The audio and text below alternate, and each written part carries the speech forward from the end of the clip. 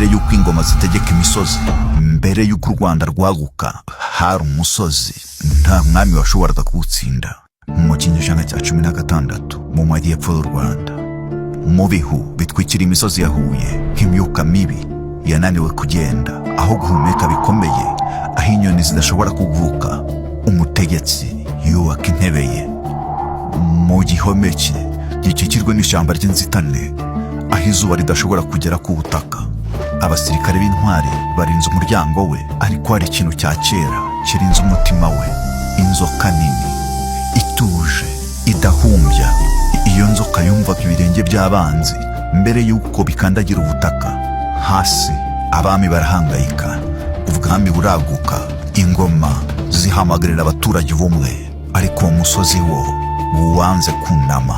Intumwa zizamuka imisozi zitwara amaturo asabwa, zitwara warnings, zigaruka ntacyo zifite, nta na loyalty.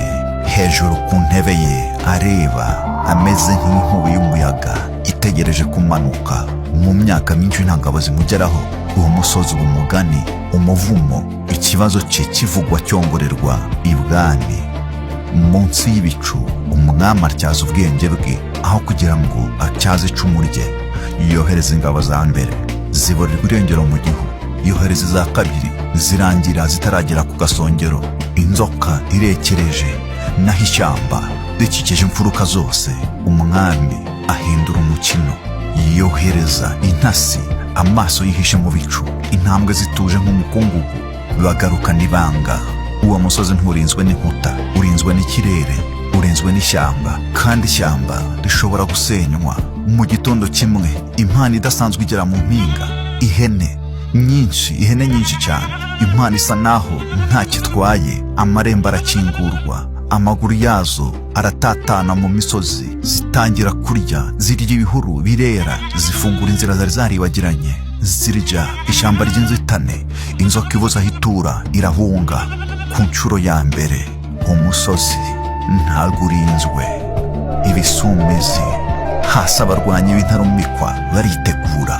Abagabo batojwe kugenda nk'inkubi y'umuyaga, bazamutse banyuze mu nzira nshya, mu bikomere byaciwe mu musozi.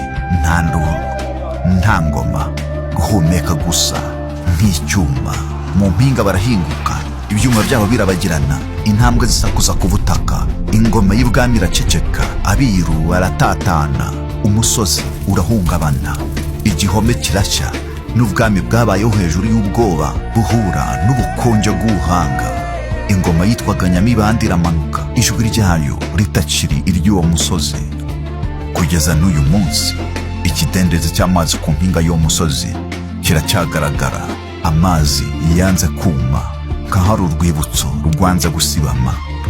Umwami watsindishije ubwenge kugira ngo atsindishe imbaraga gusa yari Ruganzu Ndori. Umutegetsi wari waranze kunamira ingoma mu mpinga y'imisozi, arinzwe n'inzoka, yari Nyagakecuru mu bisi bya Huye.